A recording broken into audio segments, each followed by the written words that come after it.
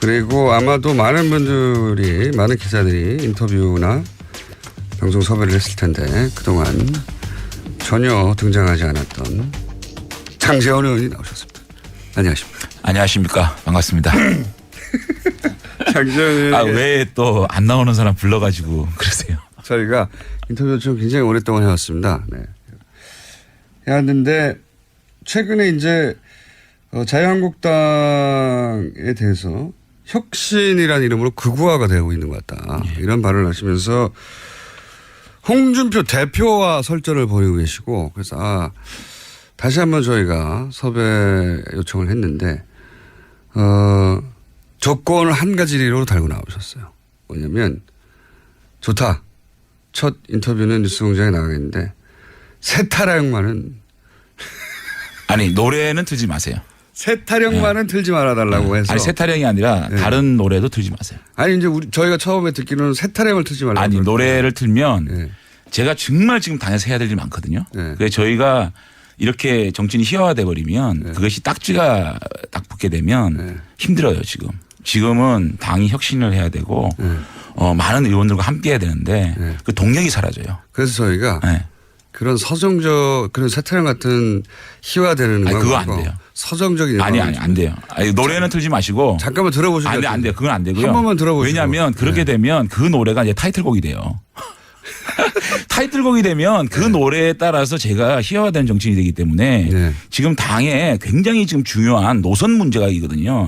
당의 정체성 이념 노선은 정말 가장 중요한 겁니다. 이 개혁 과정에서. 그렇기 때문에 그런 것들을 할 수 있도록. 그러면 이렇게 타협을 보죠. 왜냐하면 저희는 이제 묻지 않고 당연히 트는데 요 한 구절만 들어보고 절대 앞으로는. 근데 한 구절 나가도 이거는 이제 편집이 돼가지고 온 인터넷 공간을 돌기 때문에. 황금박쥐 이런 거 세타령 이런 거 아니거든요. 자, 그거는 오늘은 좀 삼가해 주십시오. 그러면 제가 끝날 무렵에 중요한 얘기 다 끝나고 나서. 그건 또 의논해 보자고요.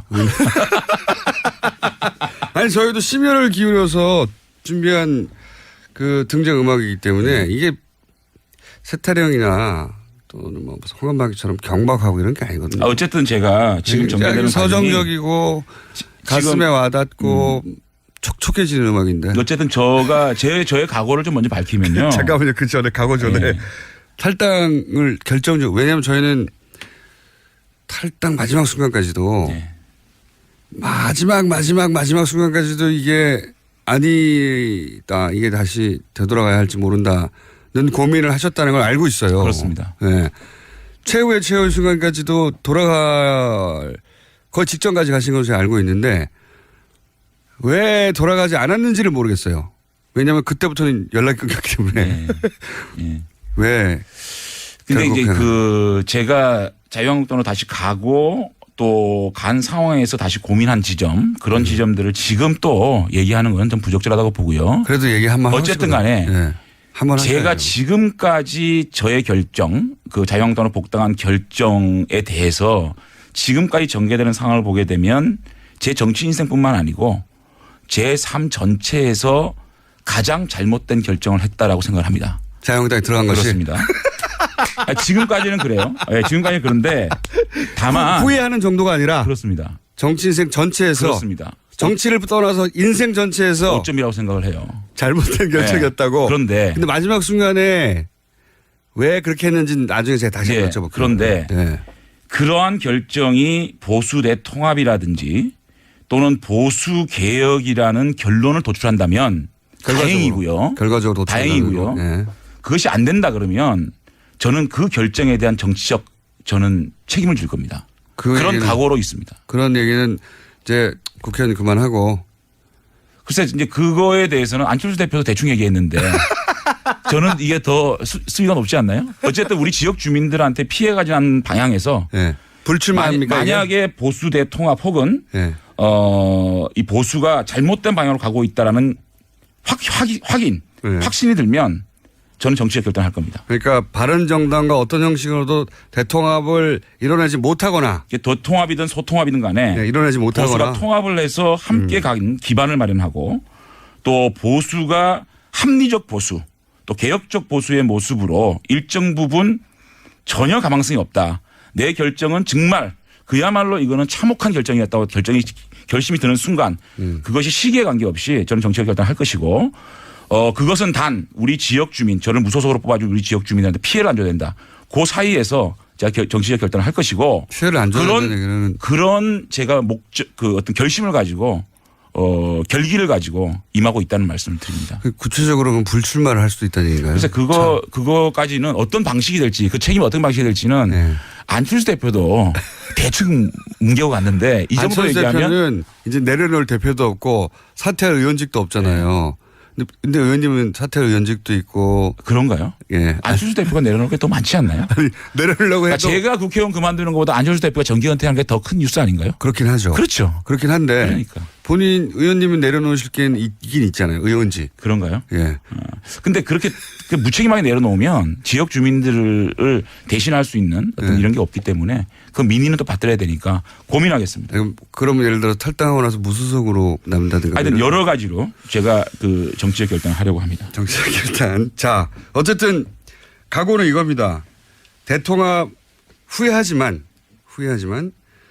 이미 벌어진 일이고 그렇다면 이 상황에서 내가 바른정당과 자유한국당의 어떤 방식으로든 보수가 통합하는 길을 열거나 아니면 자유한국당이 이 길로 가는 건 아닌데 내 힘으로 막을 수 없다는 게 확인되거나 그러면 정치적 결단을 하겠다. 그러니까 그게 같은 맥락이에요. 네. 그러니까 보수 통합이라는 부분하고 우리 당이 자유한국당이 개혁 정당으로 개혁적인 모습으로 변한다는 건 같은 거거든요. 왜냐하면 자유한국당이 지금의 모습으로는 바른정당이 절대 통합 안 합니다. 그러니까 자유한국당이 먼저 바른정당이 흔쾌히 함께할 수 있도록 하는 게 우선이잖아요. 그렇게 되면 저는 풀리고 저는 그런 바탕을 만든 결정이었다면 제가 정치를 더 할 수 있겠지만 이런 상황으로 가가지고 제가 지금까지 해왔던 노선, 지금까지 보여줬던 국민들에 대한 모습들하고 전면 부정되는 거기 때문에 제가 스스로 정치 결단을 안 하더라도 저는 선거에서 심판받겠죠. 그 3년이 남았지 않습니까? 그러니까 그런 결단을 생명의 3년이 연장되는데 어떤 시점에 확인이 된다 스스로. 어떻게 확인을 하죠? 그러니까 그거는 확인이 되겠죠. 지방선거를 지나고.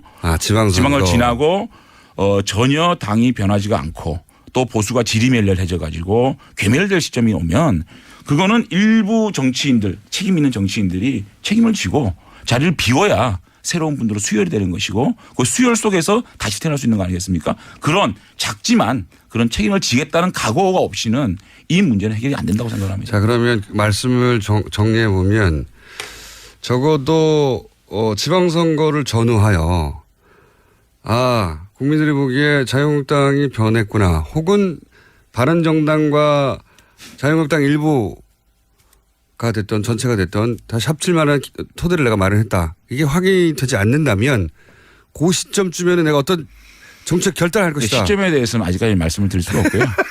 네. 하여튼 각오는 그렇다. 그렇습니다. 예.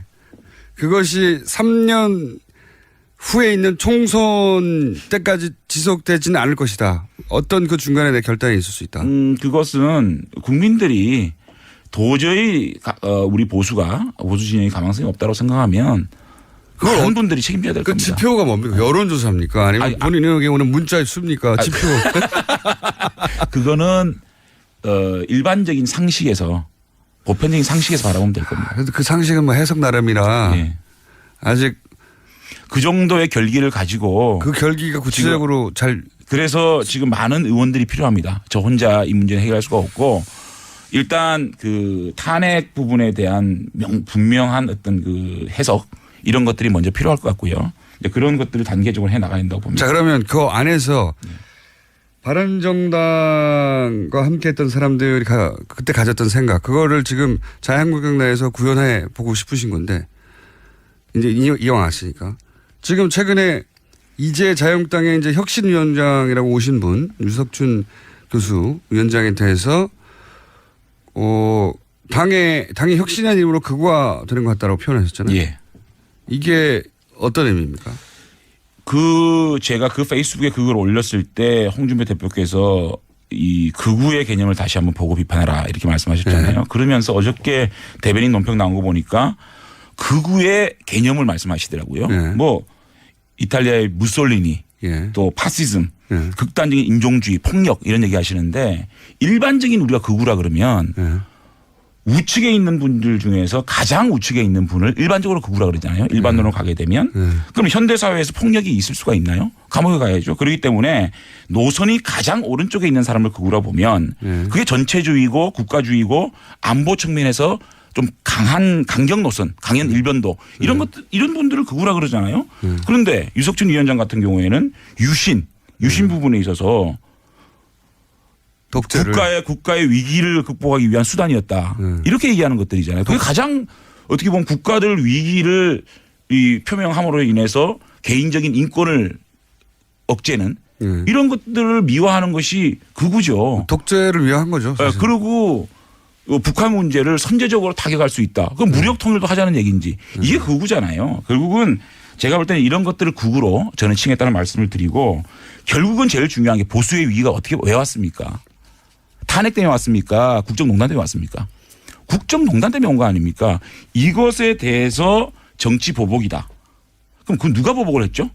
정치 보복을? 국민들이 한 겁니까? 그래서 3분의 2 국회의원들이 탄핵 소추를 발의하고 또 만장일치 헌법재판소의 결정을 무시하는 이런 사고가 만약에 우리 자유한국당의 개혁의 방향이라 그러면은 제가 가장 먼저 청산 대상이 돼야 된다고 생각한다는 제가 말씀을 드린 겁니다. 그리고 이런 말씀도 하셨어요. 유석춘 교수. 본인이 태극기 집회에 참석을 하였고 태극기 집회는 의병이었다라고 표현하셨고 의병. 예, 태극기 집회가 의병이면 촛불 집회는 오랑캐가 되는 겁니다. 저희는 저희의 개혁의 시작은 예. 탄핵에 대한 인정부터 해야 되는 겁니다. 지금 우리 자유한국당이 가장 쉬운 방법이 태극기 집회 논리를 가지고 그분들을 결집시키는 것이 가장 쉬운 방법입니다. 그거를 하고 있죠. 그러니까 예. 그런 것들을 아깝고 아쉽고 힘들지만 그것을 잘라내지 못하면 우리 자유한국당은 거기서 가치는 15% 20% 정도에서 끝난다. 그래서 저는 그런데 이미 유석춘 위원장이 혁신을 하려고 들어왔는데 그분이 그런 생각을 하는 분이면 이미 명백해진 거 아닙니까? 보겠다는 거는 네. 앞으로 혁신위원회 임명 그리고 자신의 그러한 사상이나 노선 이념을 자신의 개인적인 생각이라고 말씀하셨거든요. 그렇기 때문에 개인의 이념이나 사상이나 역사인식을 당의 당헌당규나 정강정책에 반영되면 안 된다는 게 제 주장이고요. 혁신위원회 임명과 혁신의 하는 과정을 지켜보겠다는 것이고요. 제가 말씀드리는 혁신의 가장 시작은 뭐냐. 제가 가장 주장하는 거는 지난 9년간 대한민국의 국민들이 우리 보수에 얼마나 많은 표를 주고 얼마나 많은 도움을 주셨습니까? 그런데 지난 9년 동안 우리 보수가 정권을 잡아가지고 양극화가 해소됐습니까? 일자리가 많아졌습니까? 외교를 잘했습니까? 안보를 잘했습니까? 아무것도 잘못했잖아요. 그렇기 때문에 국민들은 정권을 바꾼 겁니다. 이 민심을 철저하게 9년간 우리가 정책적으로 정치적으로 또 권력을 운영하는 데 있어서 뭘 잘못했는지 먼저 이것을 백서로 만들어서 국민 앞에 반성하는 것이 먼저다. 그거를 실천하지 않고 우리 9년간 보수 정권이 국민 앞에 잘못한 것 이거 자복하고 반성하고 그거를 낱낱이 우리가 그거를 국민한테 보고하지 않으면 혁신의 시작이 되지 않는다. 저는 이렇게 주장하는 겁니다. 그런데 개인적인 생각이라고 했지만 개인적인 생각과 다른 일을 하라고 어떤 분을 모셔오지는 않잖아요. 다만 이미 시작된 거 아닌가요? 물론 예. 그래서 제가 우려를 표한 거고요. 예. 가장 중요한 게 역사인식 유신이라든지 대북 문제라든지 이런 걸 바라보는 인식과 또 가장 중요한 탄핵. 그 문제는 뭐냐면 지금까지 우리 보수 정당이 산업화 보수가 있었고요. 그다음 민주화 보수가 있었잖아요. 그런데 지금 산업화 보수는 보수보다 민주화 보수가 그동안 한나라당 새누리당 이끌어온 건 사실이거든요. YS의 어떤 그 정신을 좀 많이 이어받은 부분인데 지금 다시 산업화 보수로 회귀하려고 하는 모습인 겁니다. 박정희 시대로. 예. 이런 것들을 우리가 어떻게 규정할 것이냐는 부분하고 최근에 있었던 탄핵 이것이 보수의 계매를 가지고 오는 또 국정농단이 보수의 계매를 가지고 오는 가장 터닝 포인트인데 이것을 어떻게 규정할 것이냐. 이것이 가장 중요한 포인트거든요. 자, 위원장이 이렇게 임명된 거에 대해서 제가 강한 입장표명을 했습니다. 자, 그럼 앞으로 혁신위원들이 어떻게 구성될 것이냐 또 혁신위가 어떻게 구성될 것이냐 그런 것들을 어떤 결정을 할 것이냐. 의원총회에서 얘기하고 만약에 유신에 대한 역사적인 판단 또 이 국정농단에 대한 역사 판단을 당이 잘못 판단한다 그러면은 그거는 노선 투쟁을 할 수밖에 없는 상황 아니겠습니까? 혹시 이렇게 강하게 부딪혀가지고 출당 당하시려는 계획 아니에요 혹시? 글쎄요. 그게 이제 그렇게 되면 결국은 청산 대상이 되겠죠. 그러니까 네. 나를 청산시킬 사람이 왔다. 이렇게 해서 출당당해야 되겠다. 그런 다음에 바른정당이 나를 주석하라. 이런 혹시 계획이 아니신가? 그러니까 첫째는 저는 이제 보수 혁신의 이제 그 단계를 첫째는 우리가 반성 백서 9년간의 우리 보수 정권이 잘못했던 거 반성 백서를 내서 국민 앞에 보고를 드려야 되고요. 두 번째는 당내 혁신. 당내 혁신은 당무감사를 통해서 인적 청산. 세 번째는 보수 대통합. 네 번째 우리가 이제 할 수 있는 일이 여당에 대한 감시. 사실은 지금은요 우리가 문재인 정권을 아무리 얘기를 해도 너나 잘해라 그러거든요. 메신저로서의 신뢰가 떨어진 겁니다. 메신저로서의 신뢰를 먼저 확보하는 것이 먼저고 그 다음에 정권을 견제하고 비판할 수 있는 힘이 생기잖아요. 지금 현실적인 힘은 있어요. 100석이 넘기 때문에. 그 힘이 107석이라는 힘보다 너무 작은 힘인 거예요. 그거를 동력을 확보하기 위해서는 우리가 9년간의 반성과 당내 혁신이 먼저 돼야 그다음에 보수 통합을 해가지고 기반을 마련해야 문재인 정권을 감시를 하죠. 문재인 정권이 잘못된 부분을 감시하지 못하는 야당이 필요 없지 않습니까? 그런 것들을 하기 위한 단계 저는 이렇게 제시를 하는 겁니다. 그러니까 이게 미필적 고의한 출당을 당하시려는 어떤 치밀한 계획하에 지금 출당은 다 해왔자 제가 어디 가겠습니까? 그냥 낭인되는 거죠. 그럼 장재현 의원님과 비슷한 문제의식을 가진 분들이 당내에 있습니까? 저는 많다고 봅니다. 결국은 탄핵이라는 부분을. 많다고 본다는 것은 짐작이시잖아요. 그 표현은. 아, 그렇죠. 이번에 유석춘 위원장이 임명되고 난 이후에 많은 분들을 만났고 또 많은 분들과 통화를 했고 많은 분과 교감을 했습니다. 만약에 탄핵 부분에 대해서 규정이 정치 보복이었다는 규정이 되어진다. 이미 말은 그렇게 나왔는데요. 아니요. 그거는 개인적인 의견이겠다고 규정을 했기 때문에 된다면 지금 5, 60명에 달하는 자유한국당의 탄핵 찬성파들이 있습니다. 이분들과 그룹핑이 되겠죠. 그분들과 바른정당이 합쳐질 수도 있다. 아니 그렇게는 보기 힘들고요. 어쨌든 보수 대통합을 해야 된다. 그렇기 때문에 그러한 국정농단에 대한 우리의 반성을 기반으로 하고 또 그런 역사인식들을 바로 잡아가는 과정이 필요하다. 그런 것들이 제가 노선투쟁이라고 알겠습니다. 노선투쟁을 하시겠다는 의지가 충만하고 그게 정말 명백히 실패한다는 게 확인되면 나는 이제 책임을 지겠다 정치요. 그렇습니다. 그런 말씀이신데 그럼 노선투쟁을 같이 할 사람 새도 있어야 되고 그런데 지금 홍준표 대표는 당대표가 됐음에도 이 정우택 원내대표 이쪽 노선 당대표가 됐는데도 이쪽에 밀리는 듯한 양상이에요. 저는 홍준표 대표께서 그 탈당하기 전날 심야 회동에서 세 가지 말씀하셨어요. 첫째는 자신이 하고자 하는 정부는 박근혜 정부의 2기가 아니다. 홍준표 정부다. 두 번째는 바른정당의 선수들이 다 있다. 여러분들이 와서 도와주면 보수 정권을 만들 수가 있겠다. 세 번째는 여러분들이 하고자 하는 보수개혁 나랑 함께 하자. 이런 세 가지 말씀하셨거든요. 그 부분에 대해서 홍준표 대표님께 어떤 뜻이었는지 다시 한번 여쭤볼 생각입니다. 홍준표 대표하고 어떤 의미에서 같은 편이 될 수도 있는 상황 아닙니까? 그렇게 가면 편하죠. 저희 입장에서는 사실은 홍준표 대표께서 당 어떤 그 내부의 지지 세력이 없는 상황에서 저희들이 함께 한다 그러면 정말 편한 길을 갈 수 있겠죠. 그런 제안을 안 해보셨어요? 홍준표 대표한테? 근데 그런 것들이 지금 어떤 의미가 있을까. 그래도 혼자 하는 것보다 당대표 손을 잡는 게 낫지 않습니까? 그래서 대표님께 지금 제가 독대를 한번 신청을 할 생각입니다. 이 방송을 통해서 하시는 겁니까 지금? 아니 제가 여러 요소로 말씀을 드리고 있습니다. 같은 당에 있는데 그냥 쭉 들어가서 만나면 되는 거 아니에요? 그렇겠죠. 그러니까 그걸 결심까지 하실 일은 아니에요. 결심은 아니고요. 어쨌든 제가 한번 터놓고 말씀드릴 기회를 가지려고 합니다. 나오신 김에 이제 앞으로 저희 방송에 자주 나와서 욕 문자도 많이 받으시고 그러면 좋겠고요. 바른정당에 남아있는 분들에게 혹시 하고 싶은 얘기는 없으세요? 일단은 그렇게 황영철 선배한테 제가 여러 번 말씀을 드렸어요. 내가 형님하고 같이 돌아가지 못해서 미안하고 또 형님이 외롭게 돌아가는 데 대해서 참 가슴이 아프다라는 말씀을 드렸고 어쨌든 제가 바른정당과 함께 할 수 있는 그런 마중물 역할을 제가 하겠습니다. 형님은 거기서. 그때 왜 못 돌아가신 거예요? 거의 돌아가실 뻔했잖아요. 예. 결정적으로 가족입니까? 동지들입니까? 환경입니까? 뭡니까 카테고리가? 결정적으로 못 들어가요. 제가 사실은 이제 탈당 기자회견하고 한 밤에 문자를 받았어요. 문자를 받았는데 고등학생인지 의원님을 정말 좋아했는데 실망이다 뭐 그런 거. 실망이다 뭐 그런 여러 가지 문자를 받고 영철이한테 전화를 했어요. 황영철 선배한테. 형님 우리는 아니지 않느냐. 우리가 이렇게 국민들한테 실망을 드리고 어떻게 정치를 하겠냐. 나도 그렇게 생각한다.